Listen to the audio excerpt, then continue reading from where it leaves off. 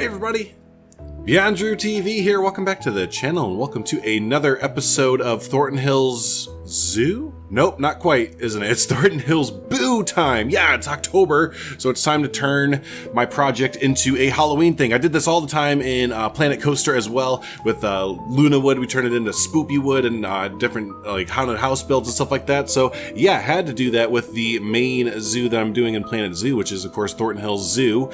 And yeah, we turned it into Thornton Hills BOO here. I know it's really original, but literally I think every single zoo that I looked up, they just turned the zoo into BOO. So they like every zoo is just like, yeah, we're gonna lean into BOO as being our holiday name change for it. So yeah, Thornton Hills Zoo is gonna follow in the path of all the other zoos around the world and just be Thornton Hills BOO. So yeah, no, this has been a really fun transformation. The whole zoo is not done yet. I want to preface with that. I'm gonna break this up into different episodes throughout the month of October, kind of leading up to the end of October, kind of having the whole zoo kind of done up there. But yeah, leading up to that, we're gonna do different episodes. So today is gonna be kind of the, well, as you can see here, the entrance area, and it's going to go all the way to the education complex. So kind of the entrance-ish area of the whole zoo there. So we'll do that, and then yeah, we'll kind of break it up into the, different areas of the zoo and decorate it as we go through episodes there. So yeah, before we get started though, I want to give a big shout out to two awesome creators because I used a lot of their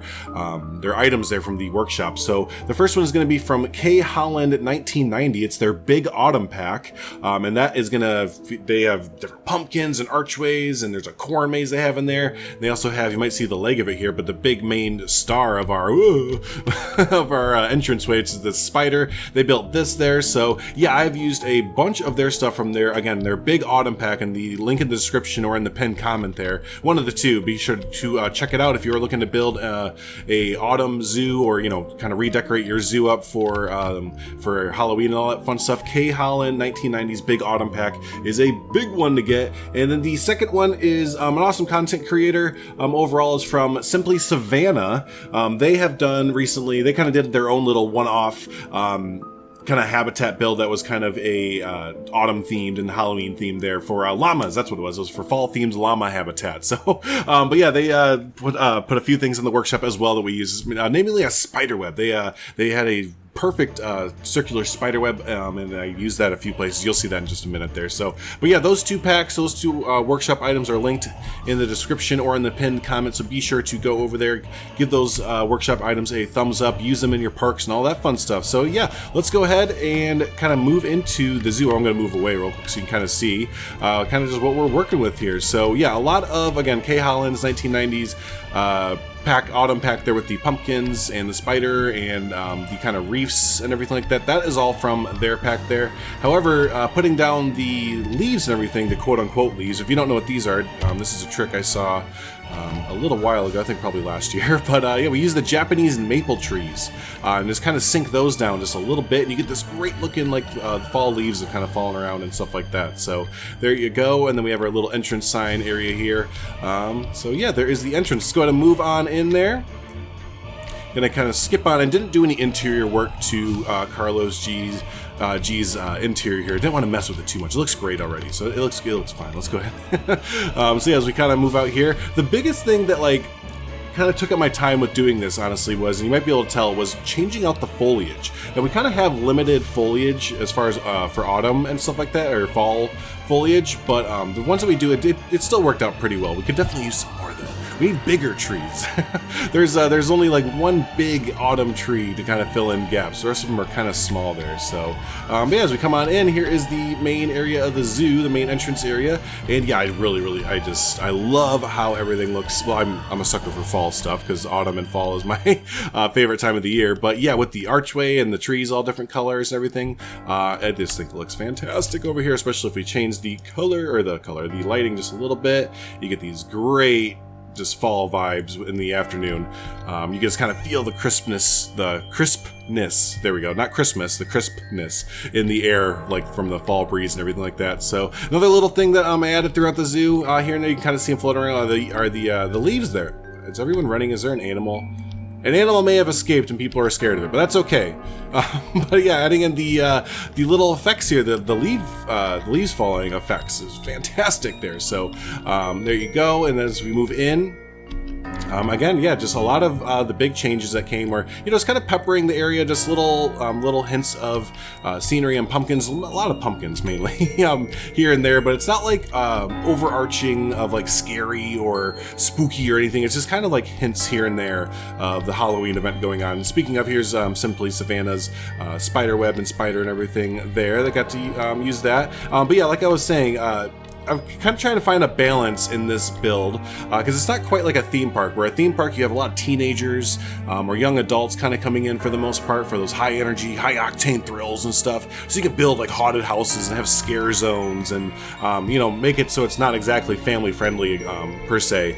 Zoos are a totally different mindset. I had to kind of rework my thinking for what I was going to do for Thornton Hills Zoo here, and that's why a lot of it is really just changing out foliage to kind of match the time of year and everything, and this again kind of peppering in here and there little bits of theming and stuff like that, little bits of pumpkins and just Halloween theming and stuff like that. But again, I just love how the zoo looks with all the autumn foliage. So but that's not to say, by the way, that we're not going to put any sort of like Halloween attractions or anything like that. There's definitely going to be, we're going to do like a corn maze, there's going to be like a little farmer's market, I believe. Right? Yeah. I'm like arguing with myself or deciding with myself what there's going to be. But yeah, there's going to be a little bit less than if you were to go to a theme park as far as like Halloween events inside a zoo kind of thing. It's going to be more kind of family focused. So you kind of have to retailer the theming and everything like that to kind of families and stuff. So yeah, for me personally, it's just a bit of a design and just a little bit of a design challenge, I guess. This over here, I love this. This came with the big autumn pack there. This is a, I love it, quote unquote, for like theming of the zoo, but I don't like that it exists. But the extinct species graveyard. So really clever idea overall. Stinks that we have to have these, but we have just different, you kind of see here, different names of species that are no longer with us, unfortunately. And then the year that they pass, there's the great dodo, 1662 and everything. So yeah, no, this is a great little touch, I thought, to kind of add into that pack, and yeah, it fits right into the zoo as well. So there is that. And let's kind of move on forward. I feel like I'm going through this really quick, but again, like a lot of it was just changing a lot of the foliage out. It kind of took a while. It kind of took a while to switch out the foliage, because again, a lot of it I kind of had to make, you can see this maybe a custom foliage, so I had to make a lot of custom trees to kind of still get the autumn foliage that we have in game to match the height and the fullness of the other trees that we have in game. Because yeah, the autumn foliage that we have, again, is just not very full, not very tall, not very thick. It's very sparse kind of thing. Oh, excuse me. So as we come in here to the Northwoods Adventure, try to do this up just a little bit. But I kind of want to keep it the same because it already kind of has, the play place and everything around, so just kind of added some pumpkins in. But the main thing we added into the Northwoods Adventure area are these little, and this is from Simply Savannah as well. I can speak. But yeah, I figured these would be little like picture areas where families can come and sit on the hay bales here, which I love that she was able to make awesome looking hay bales here. And if you don't know what these are made out of, it's actually really clever. Just a bunch of this is the African bead shapes 03 large. You can change the color of it, so it's fantastic.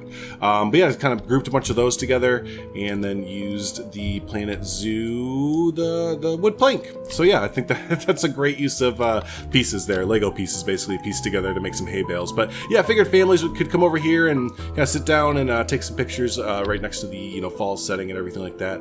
And yeah, got some more use out of the spider webs and everything like that. So yeah, there you go. Just a little, again, not like overwhelming theme. The real overarching theme, quote unquote, for the Halloween event is just the natural foliage. Since the zoo is kind of set in this woods here and everything, I would think that that's kind of the big draw, just how beautiful it is by itself. But yeah, so let's go ahead and look at the last little area that I did up there with new foliage, basically, is all I did over here. But is our education complex. And again, just can't state enough how amazing it looks just with the change of color, the different pops of color there, from the greens to all the oranges and yellows and everything like that. Just really makes the area look totally different, but way better.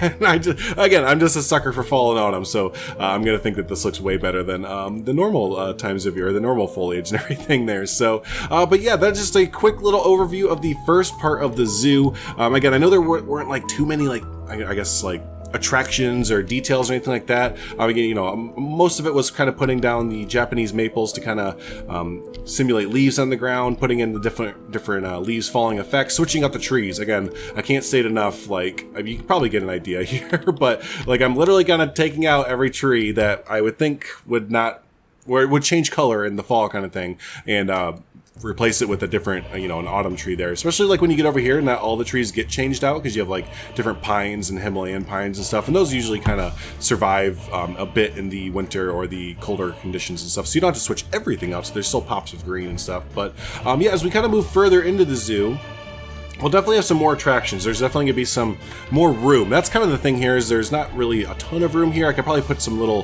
Halloween kiosks now that I'm thinking about it, selling little Halloween items or something like that. Or if you have an idea, I'd love to hear from everybody your ideas, especially if you've been to a zoo during Halloween time. That's kind of my thing too, is I've never been to a zoo during a Halloween event. My local zoo, Brookfield Zoo, they do Boo to You Zoo or something like that. Again, Boo is, you know, zoo, boo, that's the big rhyming thing in the zoo community. But I've never been to their event, so I don't fully know like what it's like to go to a zoo during the Halloween time, during Halloween and everything like that. I was going to go this year, but obviously can't do that this year. Yeah, so if you've been to a zoo during Halloween time, comment down below. Let me know what kind of attractions, what kind of events, what kind of just little pop-up things do you see there, you know, that kind of happen in zoos and stuff like that. I've been looking up different reference photos, but there's not too much out there, but I'm going to keep kind of looking there. So, but yeah, as we move forward, the next little area that we're going to kind of tackle for the next episode is going to probably move on into the jungles of Africa and then the forests of Africa. Kind of go these two areas,